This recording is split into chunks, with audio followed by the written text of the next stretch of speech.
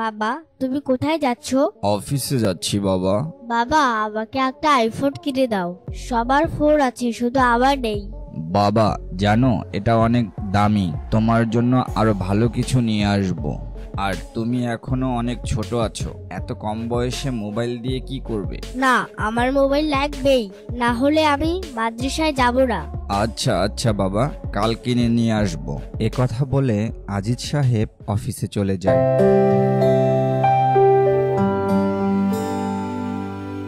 পরের দিন আজিজ সাহেব আবু বক্করের জন্য একটা আইফোন কিনে আনে। বাবা, তুমি জিদ করেছো তাই কিনে দিলাম, কিন্তু এটা বেশি ব্যবহার করা যাবে না। আচ্ছা বাবা। আবু বক্কর মোবাইল পেয়ে অনেক খুশি হয়, ঘরে বসে মোবাইল চালাতে থাকে।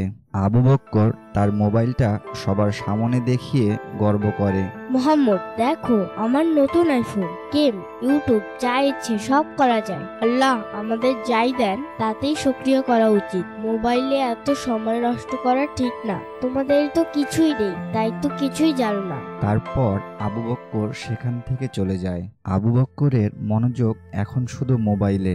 সে ঠিকভাবে খাওয়া দাওয়াও করে না, ঠিকভাবে ঘুমায়ও না, সারাদিন শুধু মোবাইল নিয়েই ব্যস্ত থাকে। পরের দিন আবু বক্করের হুজুর আবু বক্করের বাবার সাথে দেখা করতে যায়। আসসালামু আলাইকুম আজিজ ভাই। ওয়ালাইকুম আসসালাম। কি মনে করে হুজুর, কিছু বলবেন? জি ভাই, আপনি অনেক ব্যস্ত থাকেন, বাসায় হয়তো ভাবিও ব্যস্ত থাকে।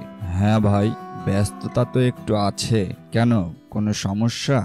কিছুদিন ধরে আবু বক্কর ঠিক মতো ক্লাসে আসে না, ক্লাসে আনমনা হয়ে থাকে। মাঝে মাঝে দেখি ক্লাসে ঘুমিয়ে পড়ে। ওর একটু খেয়াল রাখিয়েন ভাই। কি বলছেন হুজুর? আচ্ছা, আজকেই আমি বাসায় গিয়ে কথা বলবো। আচ্ছা ভাই, তাহলে আজকে আমি আসি। আসসালামু আলাইকুম। ওয়ালাইকুম আসসালাম। আজিজ সাহেব বাসায় এসে দেখে আবু বক্কর বিছানায় শুয়ে আছে। আবু বক্কর, এই অসময়ে শুয়ে আছো কেন? কি হয়েছে তোমার? বাবা, আমার মাথাটা ব্যথা করছে, কিছু ভালো লাগছে না। আচ্ছা বাবা, তাহলে ঘুমাও। এ কথা বলে আজিজ সাহেব চলে যায়। আজিজ সাহেব ও তার স্ত্রী বসে কথা বলে।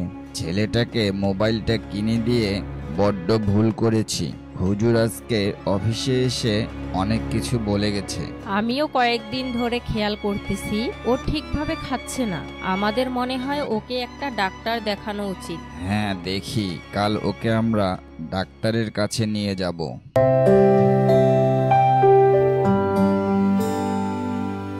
পরের দিন সকালে আবু বক্কর হঠাৎ মাথা ঘুরে পড়ে যায়। তারপর আজিজ সাহেব জলদি করে আবু বক্করকে অ্যাম্বুলেন্সে করে হসপিটালে নিয়ে যায়। কিছুক্ষণ পর ডাক্তার বলেন, আজিজ সাহেব, আপনার ছেলের হাতে আপনারা মোবাইল দিয়েছেন? জি, মানে ও অনেক জেদ করছিল তাই কিনে দিয়েছি। এটাই অনেক বড় ভুল করেছেন। মোবাইল বাচ্চাদের মেধা বিকাশে বিঘ্ন ঘটায়। মোবাইলে আসক্ত হওয়ার কারণে ও ঠিকভাবে খাওয়া দাওয়া করেনি, ঠিকভাবে ঘুমায়নি। আর মোবাইল থেকে যে উজ্জ্বল রশ্মি বের হয় তা বাচ্চাদের দৃষ্টিশক্তি নষ্ট করে ফেলে। মোবাইল একটা প্রয়োজনীয় জিনিস, কিন্তু এটা আমরা এখন খেলনা হিসেবে ব্যবহার করি। জি ডক্টর সাহেব, এটা আমাদের ভুল হয়েছে, এটা আমরা বুঝতে পারছি। আজ আমাদের জন্য আমাদের ছেলের এ অবস্থা। আর একটা কথা আজিজ সাহেব, আপনারা বাবা মা যতই ব্যস্ত থাকেন না কেন, অবশ্যই বাচ্চাদের সময় দিবেন। এখনকার সময় বাচ্চারা নষ্ট হচ্ছে শুধু তাদের বাবা মা তাদের সময় না দেওয়ার কারণে। আপনারা ওকে বাসায় নিয়ে যেতে পারেন। আশা করি আমার কথাগুলোই একটু দৃষ্টি আকর্ষণ করবেন। জি অবশ্যই ডক্টর সাহেব। তারপর তারা বাসায় চলে আসে। আবু বক্কর ধীরে ধীরে সুস্থ হয়ে ওঠে। তার বাবা মা এখন তাকে সময় দিচ্ছে। বাবা, আমি আর মোবাইল চাই না, আমি ভুল করেছি। আমি আর মোবাইলে আসক্ত থাকবো না। হ্যাঁ বাবা, আমি জানি তুমি তো আমাদের ভালো ছেলে। যাও, এখন বাহিরে গিয়ে তোমার বন্ধুদের সাথে খেলো। আচ্ছা বাবা, আমি গেলাম। আবু বক্কর মুহাম্মাদের কাছে যায় খেলার জন্য। মোহাম্মদ, আমাকে খেলায় নিবে? হ্যাঁ, অবশ্যই, কেন নিব না? মোহাম্মদ, আমি আমার ভুল বুঝতে পেরেছি। মোবাইল জীবনে দরকারি, কিন্তু সেটা দাস হলে জীবন চলবে না। বাহ, এটা তো অনেক সুন্দর কথা। মোবাইল আমাদের কাজের জিনিস, খেলার মতো নয়।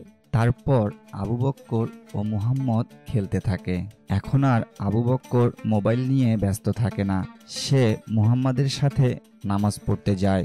মুহাম্মদ আর আবু বক্কর বসে কোরআন তেলাওয়াত করে। নবীজি সাল্লাল্লাহু আলাইহি ওয়াসাল্লাম বলেছেন, সন্তানকে 3টি জিনিস শিক্ষা দাও: নামাজ, ভালো চরিত্র এবং সৎ বন্ধু। সন্তানকে সবকিছু দিয়ে দেওয়াই ভালোবাসা নয়, তাকে দিন শেখানোই হচ্ছে প্রকৃত ভালোবাসা।